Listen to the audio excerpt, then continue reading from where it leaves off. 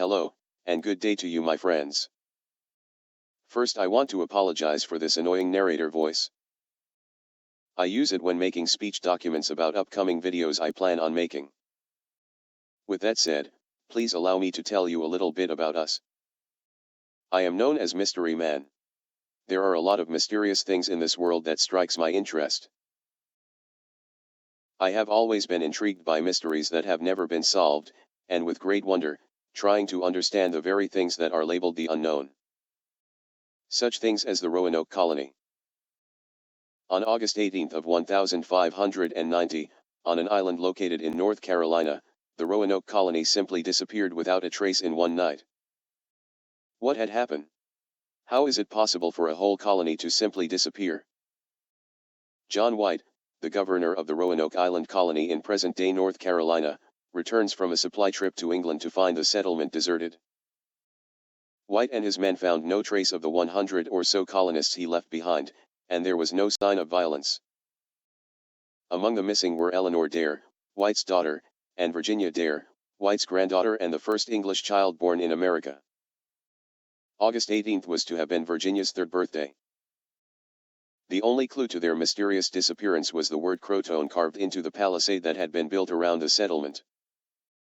White took the letters to mean that the colonists had moved to Croton Island, some 50 miles away, but a later search of the island found none of the settlers. The Roanoke Island colony, the first English settlement in the New World, was founded by English explorer Sir Walter Raleigh in August 1585. The first Roanoke colonists did not fare well, suffering from dwindling food supplies and Indian attacks, and in 1586 they returned to England aboard a ship captained by Sir Francis Drake. In 1587, Raleigh sent out another group of 100 colonists under John White. White returned to England to procure more supplies, but the war with Spain delayed his return to Roanoke. By the time he finally returned in August 1590, everyone had vanished. In 1998, archaeologists studying tree ring data from Virginia found that extreme drought conditions persisted between 1587 and 1589. These conditions undoubtedly contributed to the demise of the so-called lost colony, but where the settlers went after they left Roanoke remains a mystery. One theory has them being absorbed into an Indian tribe known as the Croatans. When John White, appointed by Sir Walter Raleigh as governor of Roanoke Colony, returned to England for more supplies in late 1587, he left behind his wife, his daughter and his infant granddaughter Virginia Dare, the first child born in the New World to English parents among the other settlers. Upon White's return in 1590, he found no trace of his family or the other inhabitants of the abandoned colony. Over the centuries to come, archaeologists, historians and explorers would delve into the mystery of the lost colony of Roanoke, all failing to find definitive answers. Based on the scant clues left behind, some speculated that Native Americans attacked and killed the English colonists.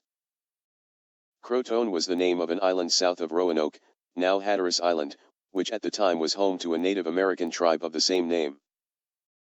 Alternatively, they might have tried to sail back to England on their own and been lost at sea, or been killed by hostile Spaniards who came north from their own settlements in Florida.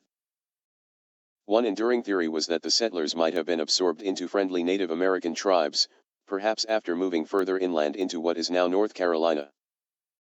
Now, two independent teams have found archaeological remains suggesting that at least some of the Roanoke colonists might have survived and split into two groups, each of which assimilated itself into a different Native American community.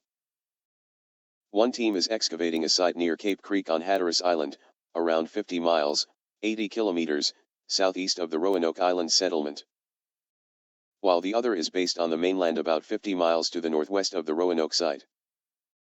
Cape Creek, located in a live oak forest near Pamlico Sound, was the site of a major Croton town center and trading hub. In 1998, archaeologists from East Carolina University stumbled upon a unique find from early British America. A 10-karat gold signet ring engraved with a lion or horse, believed to date to the 16th century.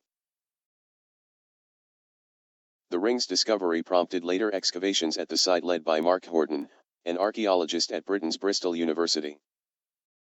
who has been directing volunteers with the Croton Archaeological Society in annual digs since 2009.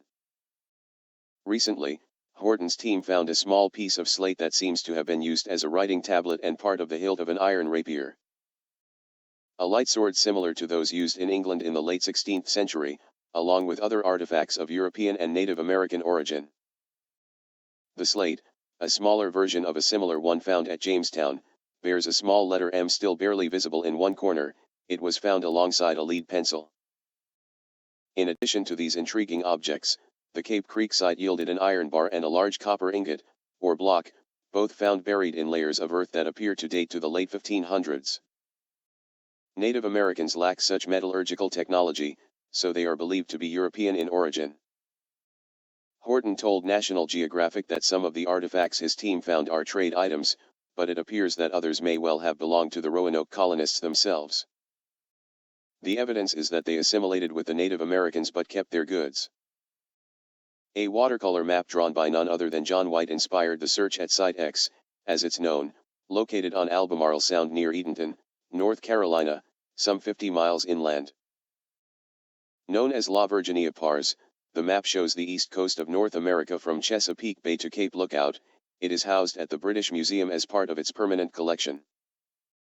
White began drawing the map in 1585, 2 years before he became governor. In 2012, researchers using X-ray spectroscopy and other imaging techniques spotted a tiny four-pointed star, colored red and blue, concealed under a patch of paper that White used to make corrections to his map. It was thought to mark the location of a site some 50 miles inland, which White alluded to in testimony given after his attempted return to the colony. If such a site did exist, the theory went, it would have been a reasonable destination for the displaced Roanoke settlers. According to archaeologist Nicholas Lucchetti of the First Colony Foundation, which is conducting the excavations at Site X, the group has found shards of pottery that they claim may have been used by Roanoke settlers after they left the colony. Located nearby is a site that archaeologists believe might have been a small Native American town, Metaquem.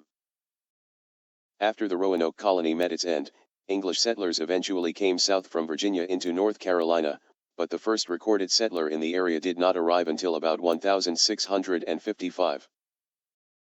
But the recently uncovered pottery is in a style called border ware, which is typical of the pottery dug up on Roanoke Island, as well as at Jamestown, but was no longer imported to the New World after the early 17th century, when the Virginia Company dissolved. In addition to the border ware pottery, archaeologists at Site X discovered various other items, including a food storage jar known as a baluster, pieces of early gun flintlocks, a metal hook of the sort used to stretch animal hides or tents, and an aglet, a small copper tube used to secure wool fibers before the advent of the hook and eye in the 17th century. Based on his team's findings, Lucchetti thinks the Roanoke colonists may have moved inland to live with Native American allies sometime after White left, and these artifacts might have been among their belongings.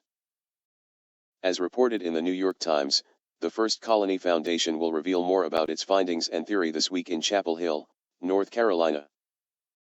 Though the newly announced discoveries don't solve this lingering historical mystery, they do point away from Roanoke Island itself, where researchers have failed to come up with evidence pointing to the lost colony's fate.